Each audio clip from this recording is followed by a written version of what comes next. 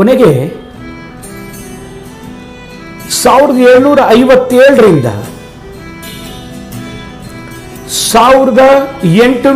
1857ರವರೆಗೆ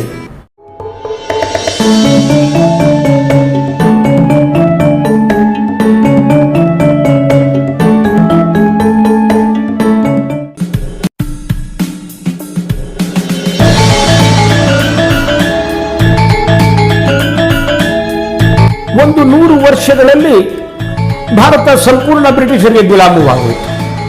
ಸ್ನೇಹಿತರೆ ನಮಸ್ಕಾರ. ಭಾರತ ಸ್ವತಂತ್ರ ಪಡೆದು 75 ವರ್ಷ ಆಗಿದೆ. ನಿನ್ನೆ ಇಡೀ ದೇಶ ಘರ್ ಘರ್ ತಿರಂಗ ಅನ್ನೋ ಕಾರ್ಯಕ್ರಮದಲ್ಲಿ 40-50 ಕೋಟಿ ಮನೆಗಳ ಮೇಲೆ ತ್ರಿವರ್ಣ ಧ್ವಜವನ್ನು ಹಾರಿಸಿ ಆನಂದಪಟ್ಟಿದೆ. ಈ ದೇಶದ ಸ್ವಾತಂತ್ರ್ಯ ಪಡೆದು 75 ವರ್ಷ ಆಯಿತು ಅಂತ ಹೇಳಿ ಸಂಭ್ರಮಿಸಿದೆ. ಆದರೆ ಈ ದೇಶ 100 ವರ್ಷ ಗುಲಾಮವಾಗಿತ್ತಲ್ಲ, ಪರಕೀಯರಿಗೆ ದಾಸ್ಯವಾಗಿತ್ತಲ್ಲ, ಆ ದಾಸ್ಯತೆಯ ದಿನಗಳನ್ನು ನಾವು ಜ್ಞಾಪಿಸ್ಕೋಬೇಕಲ್ವಾ? ನಿಜ, ಸೂರ್ಯೋದಯವಾಗಿ 75 ವರ್ಷ ಆಗಿದೆ. ಆದರೆ ಆ ಕರಾಳ ರಾತ್ರಿಯ ದುಃಖದ, ದುಮ್ಮಾನದ, ಅವಮಾನದ, ಪರಾಜಯದ ಆ ದಿನಗಳನ್ನ ನಾವು ಜ್ಞಾಪಿಸ್ಕೋಬೇಕಲ್ವಾ? ಜಗದ್ಗುರುವಾಗಿದ್ದಂಥ ಭಾರತ, ಜಗಜ್ಜನನಿಯಾಗಿದ್ದಂಥ ಭಾರತ, ಅತ್ಯಂತ ಸಂಪದ್ಭರಿತವಾಗಿದ್ದಂಥ ಭಾರತ, ಜ್ಞಾನ, ವಿಜ್ಞಾನ, ತಂತ್ರಜ್ಞಾನ, ತತ್ವಜ್ಞಾನ ಎಲ್ಲದಕ್ಕೆ ಪ್ರಪಂಚದ ರಾಜಧಾನಿಯಾಗಿದ್ದಂಥ ಭಾರತ ಹೀಗೆ ಕಾಯ್ತು. ಆಗಾಗ ಒಂದು ಪ್ರಶ್ನೆ ನನ್ನನ್ನು ಕಾಡುತ್ತೆ. 15 ಆಗಸ್ಟ್ 1947ಕ್ಕೆ ನಾವು ಸ್ವಾತಂತ್ರ್ಯ ಪಡೆದ್ವಿ ನಿಜ, ಆದರೆ ನಾವು ಸ್ವಾತಂತ್ರ್ಯ ಕಳ್ಕೊಂಡಿದ್ಯಾವತ್ತು? ಒಂದು ದಿನ, ಒಂದು ದಿನಾಂಕ, ಒಂದು ಇಸವಿ ಅಥವಾ ಒಂದು ವರ್ಷ ನಾವು ಕಳ್ಕೊಂಡಿದ್ದು ಯಾವತ್ತು ಅಂತ ಹೇಳುವುದು ಕಷ್ಟ. ಆದರೆ ಭಾರತ ಸಂಪೂರ್ಣವಾಗಿ ಬ್ರಿಟಿಷರಿಗೆ ಗುಲಾಮವಾದಂಥ ದಿನ ನೆನಪು ಬರುತ್ತೆ. ಅದು 1757.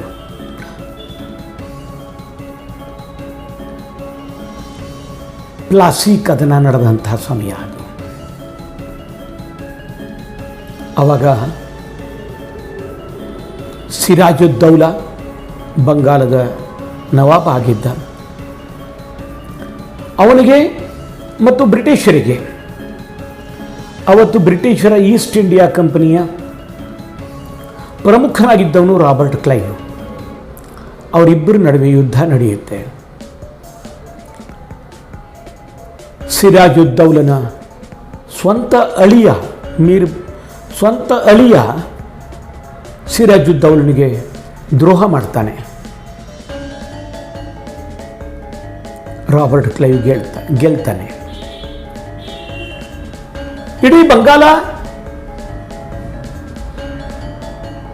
ಬ್ರಿಟಿಷರ ದಾಸ್ಯವನ್ನು ಒಪ್ಕೋಬೇಕಾಗತ್ತೆ. ಅದರಿಂದಾಗೇನೆ ಈಸ್ಟ್ ಇಂಡಿಯಾ ಕಂಪನಿ ಭಾರತದಲ್ಲಿ ಸಾಮ್ರಾಜ್ಯವನ್ನು ಸ್ಥಾಪನೆ ಮಾಡಲಿಕ್ಕೆ ಸಾಧ್ಯವಾಯಿತು. ಅದಾದ ನಂತರದಲ್ಲಿ ಒಬ್ಬರಾದ್ಮೇಲೆ ಅನೇಕ ಜನ ಬ್ರಿಟಿಷ್ ಗವರ್ನರ್ ಜನರಲ್ಗಳು, ವೈಸ್ರಾಯ್ಗಳು ಭಾರತದಲ್ಲಿ ಬರ್ತಾರೆ. ತಮ್ಮದೇ ಆದಂಥ ತಮ್ಮ ಆಳ್ವಿಕೆಗೆ ಅನುಕೂಲವಾಗುವ ರೀತಿಯಲ್ಲಿ ನಮ್ಮ ದೇಶದಲ್ಲಿ ಆಗಿದ್ದಂಥ 536 ಅಥವಾ 546 ಚಿಕ್ಕ ಪುಟ್ಟ ಸಾಮ್ರಾಜ್ಯಗಳೇನಿದ್ವು ಅದರಲ್ಲಿ ಒಂದಷ್ಟು ಹಿಂದೂಗಳ ಕೈನಲ್ಲಿತ್ತು, ಒಂದಷ್ಟು ಮುಸಲ್ಮಾನರ ಕೈನಲ್ಲಿತ್ತು.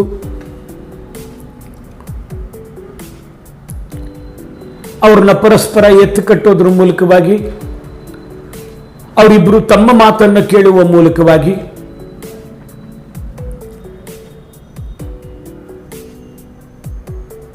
ಅನೇಕ ಸಾಮ್ರಾಜ್ಯಗಳನ್ನು ನುಂಗಿ ಹಾಕಿಬಿಟ್ರು.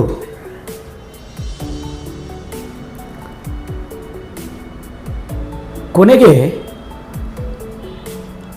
1757ರಿಂದ 1857ರವರೆಗೆ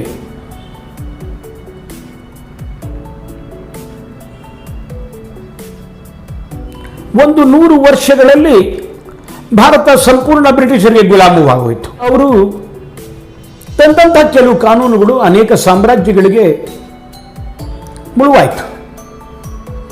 ಅದರಲ್ಲಿ ತಂದಂಥ ಒಂದು ಪ್ರಮುಖವಾದಂಥ ಕಾನೂನು ಬ್ರಿಟಿಷರು ತಂದಿದ್ದೇನೆಂತಂದರೆ, ಮಗುವನ್ನು ಅಡಾಪ್ಟ್ ಮಾಡ್ಕೋತಾರೆ, ಅಂಥ ಮಕ್ಕಳಿಗೆ ರಾಜ್ಯ ಕೊಡುವುದಿಲ್ಲ. ದತ್ತು ಪುತ್ರರಿಗೆ ರಾಜ್ಯದ ಹಕ್ಕಿಲ್ಲ. ಸ್ವಂತ ಪುತ್ರರಿದ್ರೆ ಮಾತ್ರವೇ ರಾಜ್ಯದ ಹಕ್ಕು, ದತ್ತು ಪುತ್ರರಿಗೆ ರಾಜ್ಯದ ಹಕ್ಕಿಲ್ಲ. ಅಲ್ಲಿ ಬ್ರಿಟಿಷರೇ ನೇರವಾಗಿ ಆಳ್ವಿಕೆ ಮಾಡ್ತಾರೆ ಅಂತ. ಇದು ಬಹಳ ದೊಡ್ಡದಾದಂಥ ಒಂದು ಆಘಾತ ಆಗುತ್ತೆ. ಅನೇಕ ಜನ ತಮ್ಮ ಸಾಮ್ರಾಜ್ಯವನ್ನು ಕಳ್ಕೊಳ್ಳುವಂಥದ್ದನ್ನು ನಾವು ಕಾಣ್ತೇವೆ. ನಾವು ಅಷ್ಟೊತ್ತಿಗಾಗಲೇ ಎಲ್ಲೋ ಒಂದು ಕಡೆ ಮುಸಲ್ಮಾನರ ಸಾಮ್ರಾಜ್ಯ ಅದು ತನ್ನ ಜೀವನದ ಕೊನೆಯ ಉಸಿರನ್ನು ಎಳೆಯುವಂಥ ಸ್ಥಿತಿಗೆ ಬಂದ್ಬಿಟ್ಟಿರುತ್ತೆ. ಮೊಘಲ್ ಸಾಮ್ರಾಟ ಬಹದ್ದೂರ್ ಶಾ ಜಫರ್, ಆತನೇ ಕಟ್ಟ ಕಡೆಯ ಮೊಘಲ್ ಸಾಮ್ರಾಟ. ಅಷ್ಟೊತ್ತಿಗೆ ಇಲ್ಲಿಯವರೆಗೂ ಜಗಳ ಆಡಿಕೊಂಡು ಬಂದಿದ್ದಂಥ ಮುಸಲ್ಮಾನರಿಗೆ, ಹಿಂದೂಗಳಿಗೆ ಎಲ್ಲೋ ಒಂದು ಕಡೆ ಒಂದು ಜ್ಞಾನೋದಯ ಆಗಿರುತ್ತೆ. ಹೊರಗಡೆಯಿಂದ ಬಂದಂಥ ಬ್ರಿಟಿಷರು ಕೇವಲ 100 ವರ್ಷಗಳಲ್ಲಿ ನಮ್ಮಿಬ್ಬರ ನಡುವೆ ಇದ್ದಂಥ ಭಿನ್ನಾಭಿಪ್ರಾಯವನ್ನು ಕಂದಕವನ್ನಾಗಿ ಮಾಡಿ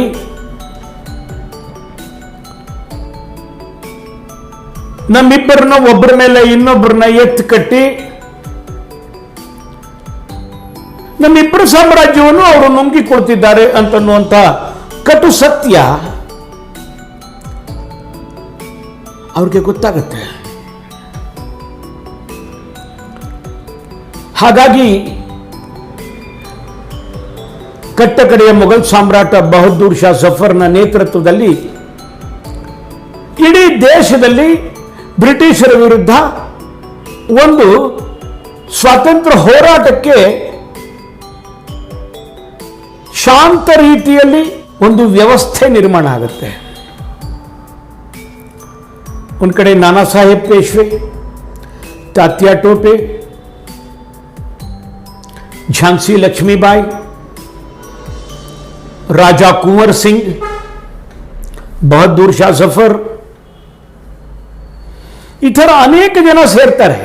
ಎಲ್ಲಿಯವರೆಗೆ ಬ್ರಿಟಿಷರ ಜೊತೆ ಇರುವಂತಹ ಸೈನ್ಯ ಅದು ಪ್ರಬಲವಾಗಿ ಬ್ರಿಟಿಷರ ಮಾತಿಗೆ ತನ್ನ ದಾಸ್ಯದಿಂದ ಅವರ ಆಜ್ಞೆಯನ್ನು ಪಾಲನೆ ಮಾಡುತ್ತೆ, ಅಲ್ಲಿಯವರೆಗೆ ನಾವು ಬ್ರಿಟಿಷರನ್ನ ಗೆಲ್ಲಕ್ಕಾಗಲ್ಲ. ಬ್ರಿಟಿಷರ ಹತ್ರ ಇರುವಂಥ ದೊಡ್ಡ ದೊಡ್ಡ ಆಫೀಸರ್ಗಳು ಮಾತ್ರವೇ ಇಂಗ್ಲೆಂಡ್ನಿಂದ ಬಂದವರು. ಬ್ರಿಟಿಷರ ಹತ್ರ ಕೆಲಸ ಮಾಡ್ತಾರೋ ಎಲ್ಲ ಸೈನಿಕರು ಭಾರತೀಯರೇನೆ. ಹೇಗಾದ್ರೂ ಮಾಡಿ ಇವರಲ್ಲೂ ಸಹ ಒಂದಷ್ಟು ದೇಶಭಕ್ತಿಯನ್ನು ತುಂಬಬೇಕು. ಅದಕ್ಕೋಸ್ಕರ ಸಾಮಾನ್ಯ ಸೈನಿಕರಲ್ಲೂ ಸಹ ಒಂದು ಒಡಕನ್ನು ನಿರ್ಮಾಣ ಮಾಡಬೇಕಂತ ಹೇಳಿ ಆಗ ಇದ್ದಂಥ ಅವರು ಉಪಯೋಗಿಸ್ತಾ ಇದ್ದಂಥ ಹ್ಯಾಂಡ್ ಗ್ರೆನೇಡ್ ಏನಿದೆ ಅದಕ್ಕೆ ಮೇಲ್ಗಡೆಗೆ ಪಾರ್ಚ್ಮೆಂಟ್ ಅಂತ ಬರುತ್ತೆ, ಒಂದು ತೊಗಲಿನ ಹೊದಿಕೆ, ಒಂದು ಹೊದಿಕೆ ಇರುತ್ತೆ. ಅದು ಪ್ರಾಣಿಗಳ ಕೊಬ್ಬಿನಿಂದ ಮಾಡಿದ್ದಂಥದ್ದು, ಅದು ಫ್ಯಾಟ್ನಿಂದ ಮಾಡಿದ್ದಂಥ ಒಂದು ಹೊದಿಕೆ ಇರುತ್ತೆ. ಅದನ್ನು ಕಚ್ಚಿ ಎಳೆದು ಅದರಲ್ಲಿದ್ದಂಥ ಪಿನ್ನನ್ನು ಕಿತ್ತು ಆಮೇಲೆ ಇವರು ಆ ಗ್ರೆನೇಡ್ನ ಎಸಿಬೇಕಾಗಿತ್ತು.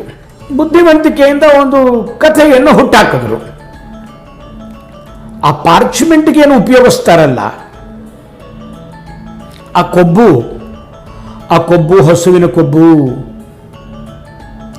ಅಂತ ಹಿಂದೂಗಳಿಗೆ, ಆ ಕೊಬ್ಬು ಹಂದಿಯ ಕೊಬ್ಬು ಅಂಥೇಳಿ ಮುಸಲ್ಮಾನರಿಗೆ ಹೇಳಿಕೊಡ್ಲಾಯಿತು. ಹಾಗಾಗಿ ಹಿಂದೂ ಸೈನಿಕರು, ಮುಸಲ್ಮಾನ ಸೈನಿಕರು ಬ್ರಿಟಿಷರ ವಿರುದ್ಧ ತಿರುಗಿ ಬಿದ್ದರು. ಆಗ ಮೀರತ್ತಿನಲ್ಲಿದ್ದಂಥ ಒಬ್ಬ ದಂಡನಾಯಕ ಮಂಗಲ್ ಪಾಂಡೆ ಅಂತ ಅವನ ಹೆಸರು. ಅವನು ಯಾವತ್ತಿಗೆ ಇವರು ಯುದ್ಧವನ್ನು ಪ್ರಾರಂಭ ಮಾಡಬೇಕು ಅಂತ ತೀರ್ಮಾನ ಮಾಡಿಕೊಂಡಿದ್ರು,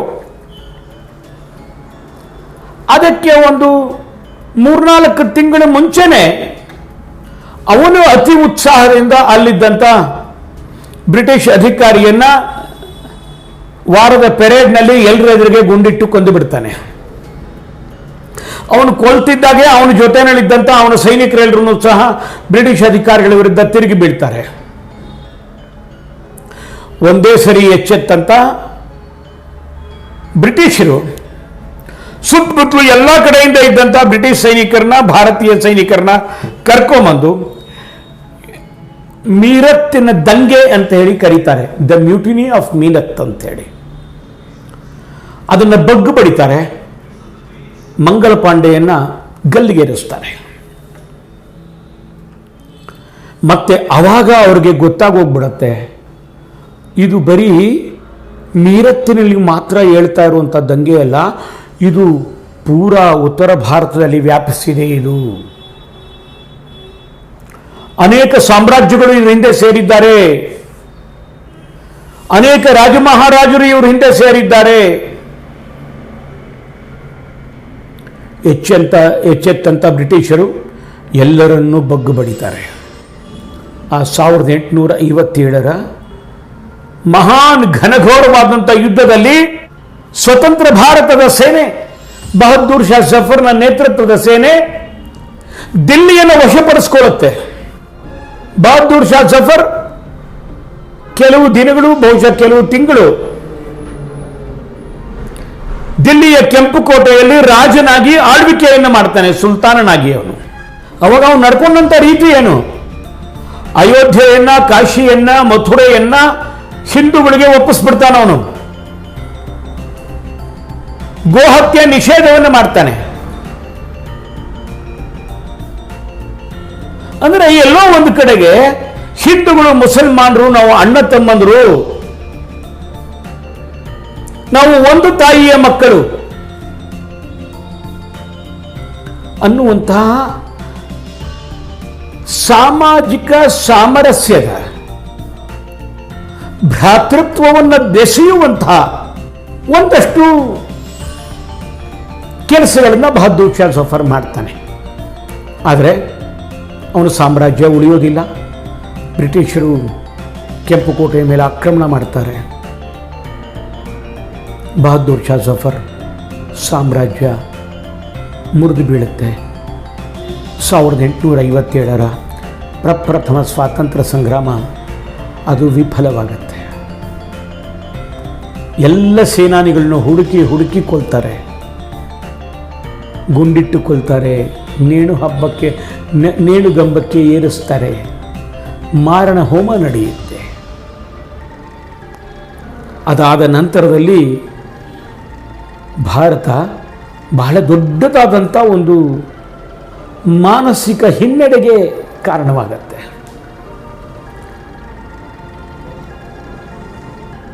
ಭಾರತ ಬ್ರಿಟಿಷರ ವಿರುದ್ಧ ಹೋರಾಟ ಮಾಡುವಂಥ ನೈತಿಕತೆಯನ್ನೇ ಕಳ್ಕೊಂಡ್ಬಿಡುವಂಥ ಸ್ಥಿತಿ ನಿರ್ಮಾಣ ಆಗುತ್ತೆ. ಇದರ ಜೊತೆಗೆ ಬ್ರಿಟಿಷರು ಯೋಚನೆ ಮಾಡಲಿಕ್ಕೆ ಪ್ರಾರಂಭ ಮಾಡ್ತಾರೆ. ಬರುವಂಥ ಒಂದು 25-30 ವರ್ಷಗಳಲ್ಲಿ ಅವರು ಯೋಚನೆ ಮಾಡ್ತಾರೆ, ಇಲ್ಲ ನಾವು ಇವ್ರನ್ನ ಹೀಗೆ ಗುಲಾಮರಾಗೇ ನಡೆಸ್ಕೊಂಡಿತ್ತು ಅಂತಂತಂದರೆ ಇವರು ಮತ್ತಿರ್ಗ ನಮ್ಮ ವಿರುದ್ಧ ತಿರುಗಿ ಬೀಳುವಂತಹ ಅವಕಾಶ ಇದೆ. ಅದಕ್ಕೋಸ್ಕರವಾಗಿ ಇವ್ರನ್ನ ಹೇಗಾದರೂ ಮಾಡಿ ಪುಸಲಾಯಿಸಿ ಇವ್ರ ತಲೆ ಮೇಲೆ ಟೋಪಿ ಇಟ್ಟು ಇವರು ನಮ್ಮ ಸಾಮ್ರಾಜ್ಯವನ್ನು ಅಪ್ಪಿಕೊಳ್ಳುವಂಥ ಒಂದು ಮಾನಸಿಕ ಸ್ಥಿತಿಯನ್ನು ಇವರಲ್ಲಿ ಪ್ರಾರಂಭ ಮಾಡಬೇಕು ಅಂಥೇಳಿ ಮೊಟ್ಟ ಮೊದಲು ಪ್ರಾರಂಭ ಮಾಡಿದ್ದವ್ರ ಸಂಗತಿ ಏನು ಅಂತಂದ್ರೆ ಲಾರ್ಡ್ ಮೆಕಾಲೆ ಅಂತ ಇದ್ದ.